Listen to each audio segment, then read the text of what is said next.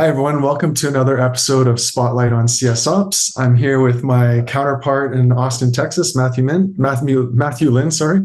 How are you, Matt? It's all good. Hello, Jean. Very good. And today we have the wonderful pleasure of talking with Kevin Bondonno. Kevin currently works at Dynatrace in customer success operations as a program manager, and previously has worked at Salesforce and Gainsight, and so very big spokesperson of the customer success operations field. So pleasure to have you here today, Kevin. Yeah, thanks, John. Matthew, happy to be here. Looking forward to it. Awesome. So I'm curious. I hear Salesforce, I hear Gainsight, um, Dynatrace. I think big company and I think sort of like CRM-ish. But your role is probably past like, okay, building a tool. So tell me what your role does involve. Is it that? Is it that plus more? Is it something else entirely? What's CS ops in your space? Yeah, exactly. So my role currently is definitely employing certain new procedures and processes in the tools that we have within a company. But really what I'm looking at is figuring out what is the new process or what's the procedures or how do we how do we build a program that ultimately a number of people in the organization are going to go and execute.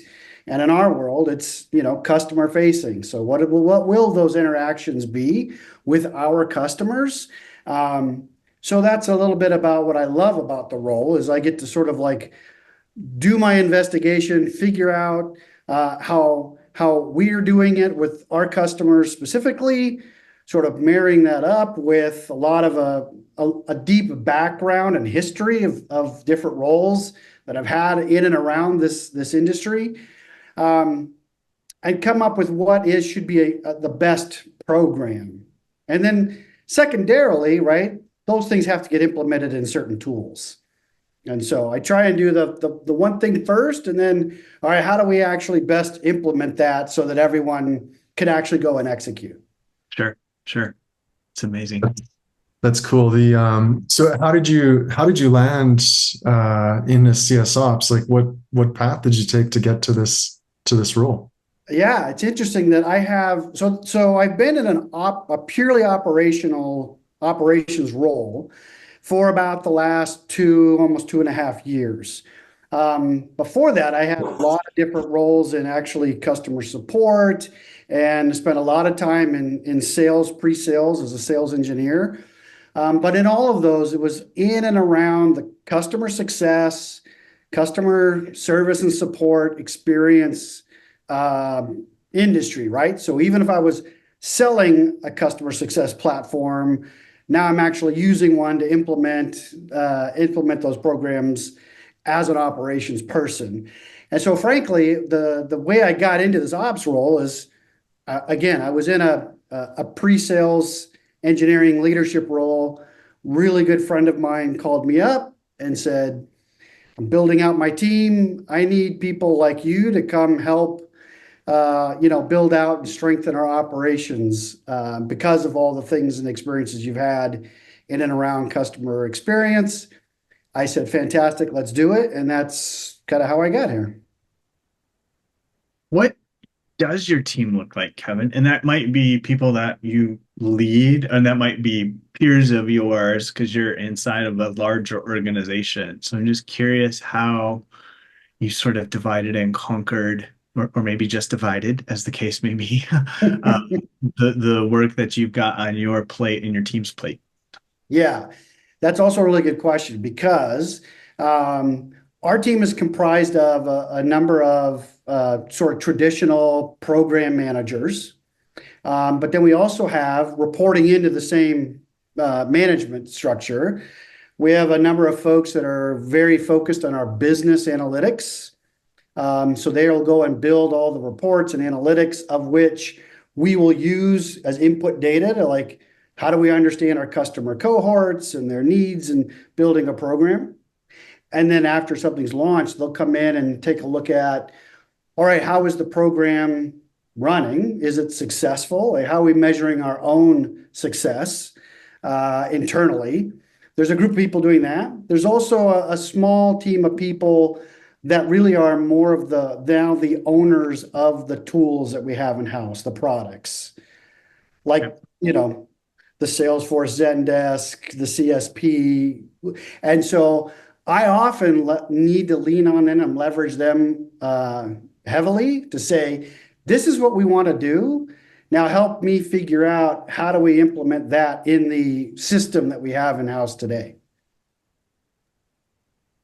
That's interesting. Like, yeah, and I guess for our audience, like Kevin and I work together at Dynatrace. If you caught that, we're both there, and so I know this very well. But like, yeah, we have teams, so many teams that we interface, and it's not like I've worked with smaller companies where it's a smaller CS ops team, and you're all in one department. You can easily like interface, but we have like groups of people across the board. I'm curious because I probably need this for my own world here at Dynatrace as well. But like, any tricks of the trade in terms of like that you've learned along the way that help kind of navigate like the team of teams and kind of align people and get your initiatives through the gate or through the door? Yeah. I mean, it's a constant learning process, and this is what's been fun actually, even coming to Dynatrace. And it has evolved, frankly, over the last 2.5 years that I've been here.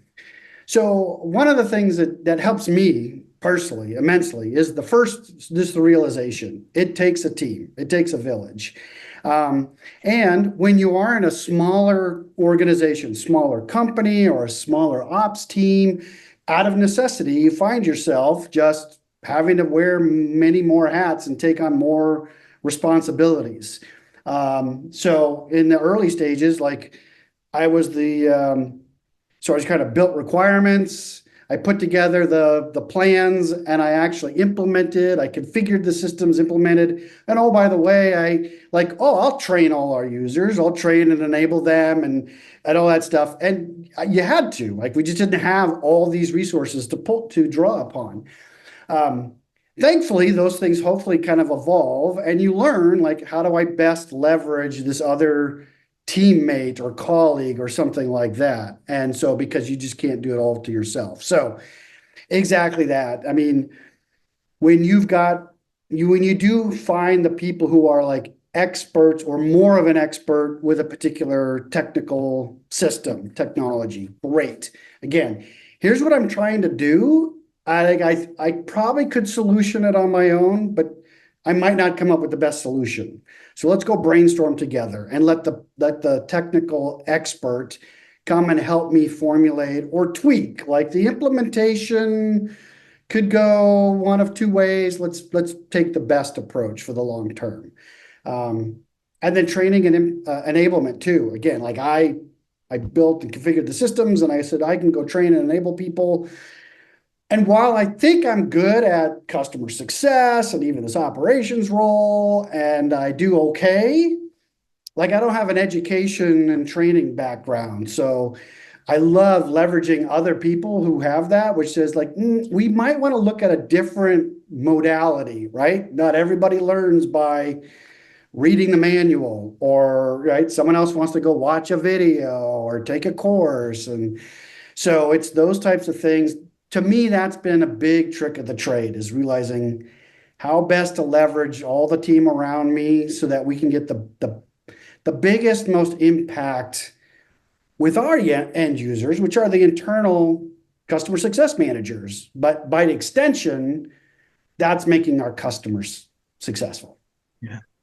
Kevin, I'm imagining the man at the park who's got like all the instruments all over his body, like the drum on the back and the strings, and like he's the one in band, literally. And that's what I'm envisioning when you were describing yourself. There are people who watch this, or who want to learn from you, Kevin, who are very likely like in a team that's evolving, and CS ops team that's evolving. Maybe they are that one man band, one woman band. What's the trigger? What's the threshold? What happens when you finally decide this is not a one person job anymore? Is it you because you just fall apart and you're like, I can't deal with all this stress? Is there something in the company that happens where you're like, yeah, we've reached the precipice? Like, what's the signal, if you will, to say, time to bring in more people to a team, either officially because you're hiring or finding other resources in your company that maybe you're borrowing and begging for. Right. What are your Right. thoughts on Yeah, and I don't know if would be the same for everybody in every that? scenario. But what I found was probably twofold. Twofold is like either the company hires some more resources, so it's like great, I now have somebody else I can start leveraging and using or partnering with. So there has to be more people there, right, to hand off some shared responsibilities. And the other thing too, though, then as you maybe as an ops person are taking on more projects, more programs, it's like, hey, I got initially hired to start building out a brand new customer onboarding program. And that was like a lot of heavy lifting. But once that's launched and done, and it's always evolving, but it takes on a little bit more of a maintenance mode than pure building at that point in time. So great, what's next? Well, let's take on more initiatives like redoing our success planning, right? Or some other cross-functional things about ensuring that customer success is aligned with the sales organization and a professional services organization. And so the only way to take on more responsibilities is to decide I have to start delegating some of this stuff off. And when you do that and you find in practice that works well, it's just a nice self-perpetuating benefit, right? And people usually love to come help you work on very successful programs, right? And I imagine, like, you were describing before earlier that you were at one point, yeah, doing a lot of things like the one man band or whatnot, and then eventually, like, yeah, now you're working with people that do the development or people that do the training. Like, I imagine there's like at some point you got to come to the realization that, like, hey, my forte is not development. Let's delegate that to someone. Or my forte, and I think that's the switch that I think all of us have to make in a way in our heads, that like instead of like taking it in and like, okay, let me figure out or go Google how to do this thing, you just start switching. Okay, let me figure out what human can go and do this Right, for me or right. can help me with this, versus like just do the job, do the job, do the job, right? Yeah, Like that's and there's got to be and like a mental switch almost. certainly, and a lot of us always like keeping a growth mindset, personal development, growth mindset, right? Learning new things, and so I'm all about that.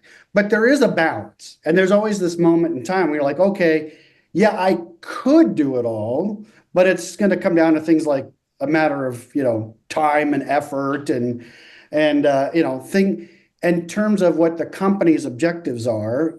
I can get things released, right? And out into execution much quicker if I leverage all the right experts. And you're right. I mean, well, I could learn something new and I could dabble in something and eventually get better at it if I know there's someone sitting right off to my other side who really has that as their job focus or their background skill set. Certainly. And I probably will learn something from that person while working with that person.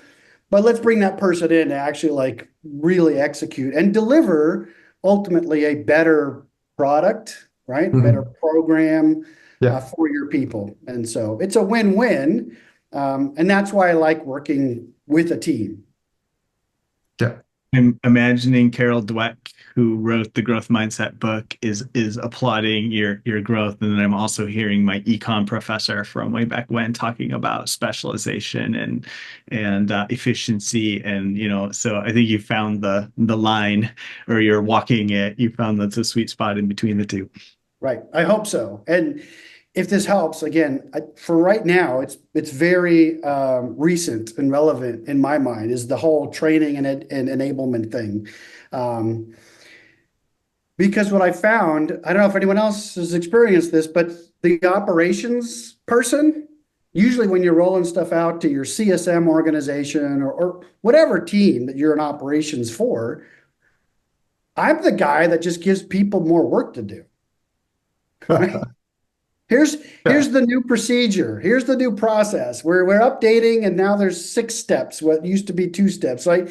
So, and it's all good, but I'm the guy that gives people more work to do. So if you bring in the expert on like how do people consume new content, new enablement, by what modes of learning, et cetera, and you get your counterparts to come in and be the voice, your champions in your internal organizations to help you roll something out, people just usually do much more receptive to sort of the change management, because that could be a big deal. That's something that operations people have to deal with all the time, is just this ongoing change management for their teams. So let's bring in champions, right? And they'll have an easier time to consume and adopt and execute. Very cool. I absolutely love that. I want to switch gears here a little bit, because I don't want to date anyone here in the room, but we've all been in the industry now for a decade, each one of us, over a decade or more. And I'm curious, like, so Matthew and I started early in our careers, and we both hit Gainsight like pretty early on in our customer success journeys, I guess, if you will. You were at Gainsight for a few years, more than a few years, and I'm curious, like, since we've all been in the space for a while, like, what do you think what's your thoughts on what's happening in the customer success area, and is this still the right career for people, or should people be thinking broader, or what's your take on kind of the ebbs and flows of to have customer success or maybe not to have customer success? Well, we all should have customer success. So let's just lay that out there. And say it again for the people in the back. Yeah, we should all have customer success. But what it is and what it looks like and how we do it is will continue to evolve, right? I mean, so I joked that some of us have been in this for even longer than a decade, because, somewhat dating myself, I did that role. I did that job long before anyone ever called it a customer success manager or customer success, right? And so it had a whole lot of names and labels. And I mean, we're going back to the late 90s. And in the late 90s, I was a technical customer success manager, basically, or what we call a customer success engineer today, right? So people have kind of been doing it and understand the importance of it, why we do it, and the benefits that not only the company receives from having successful customers, but our customers are realizing that value and benefit as well. So if history teaches me anything, like where we are today, it certainly looks a lot different than what it did in the late 90s, right? So why wouldn't it just continue to evolve, strengthen, right? Become what it will be off into the future. And some interesting things that I think will happen potentially, like other technologies, like everyone's talking about AI. And I don't know exactly, but wouldn't it be quite interesting as the positive benefits of AI sort of drastically changes what the normal day-to-day role of a CSM looks like, makes it easier for them. So I don't see it going away anytime soon, because if it was going to, it would have done that in the 90s and 2000s. I love, though, that you're like, history tells you that the function itself, like the actual, like, the operations, the figuring out the data models, the processes, like who's talking to the customer at what point, all that stuff, it has gone probably even longer than our careers, like probably hundreds of years in the business world, right?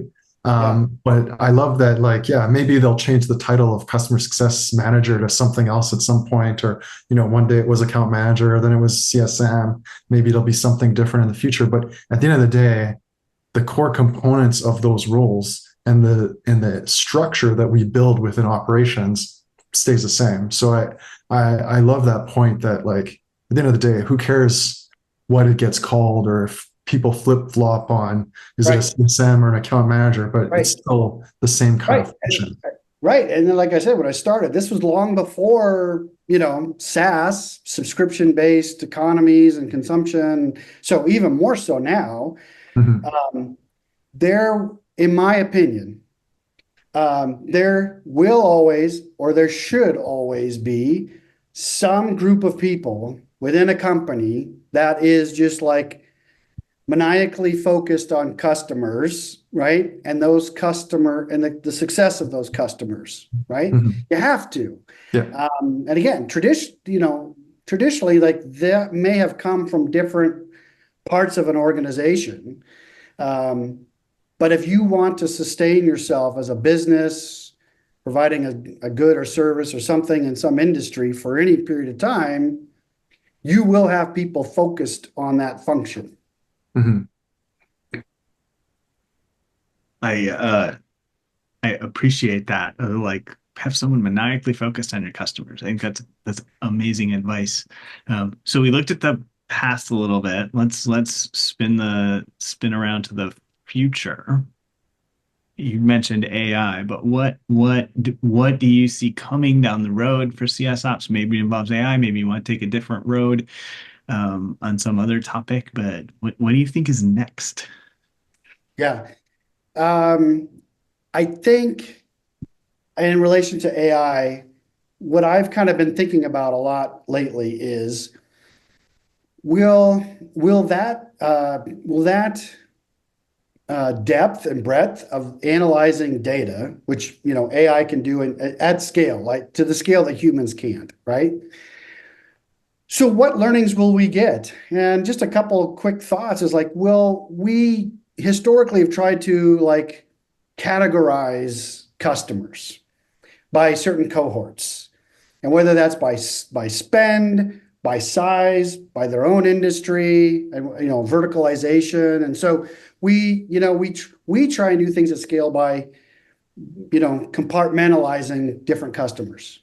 And I'm curious if in the future, if AI helps us like break some of those molds across, and we might find some really interesting fellow cohort members that we never would have necessarily thought of before. Mhm. Um, to be real specific, like are certain customers in one vertical industry much more similar to customers in a totally different, historically different industry vertical than we ever realized? Again, I don't know what the answers are, but if the future, if we can get better at this hyperscale analysis of the data, right? Will that allow our CS and our ops people build stuff that's even more effective, more efficient, right? More targeted than what we, historically have thought for ourselves. Mhm. And I assume like, yeah, because you built the onboarding program. And so something like that, you kind of got to get specific to not lose your mind as a human, because we can't take on too many patterns, but like Yeah. you got to start compartmentalizing. Yeah, like which segment are we talking about? Is it the top highest segment and we spend the most, or is it the lowest segment? And then maybe you add in some verticals or things like that. But yeah, as humans, like we just can't necessarily think of millions of options in an onboarding sequence. But to your point, if the AI can, and it can guide the customer down a better roadmap that's really specific to them, like, yeah, I I feel like that could be incredibly powerful and would Yeah. make a lot of sense, right? Yeah. I've seen